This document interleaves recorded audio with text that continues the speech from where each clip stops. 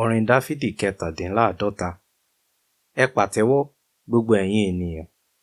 Ẹ hó sí Ọlọ́run pẹ̀lú orin ayọ̀ tó rinlẹ̀. Báwo ni Olúwa, ọ̀gá ògo ti ní ẹ̀rù tó, ọba ńlá lórí gbogbo ayé. Ṣe ìkápá àwọn orílẹ̀-èdè lábẹ́ wa, àwọn ènìyàn lábẹ́ ẹsẹ̀ wa. Ó mú ilẹ̀ ìní wa fún wa, ọlá Jákọ́bù ẹni tí ó fẹ́ wa. Ọlọ́run tó gòkè lọ ti òun tayọ̀. Olúwa ti òun ti ariwo ìpè. Ẹ kọrin ìyìn sí Ọlọ́run, ẹ kọrin ìyìn. Ẹ kọrin ìyìn sí ọba wa, ẹ kọrin ìyìn. Nítorí Ọlọ́run ni ọba gbogbo ayé. Ẹ kọrin ìyìn pẹ̀lú sáàmù. Ọlọ́run jẹ ọba lórí gbogbo kèfèrí. Ọlọ́run jókòó lórí ìtẹ́ ìwà mímọ́ rẹ̀. Àwọn aládé ayé kó ara wọn jọ, gẹ́gẹ́ bí ènìyàn Ọlọ́run Ábúráhámù.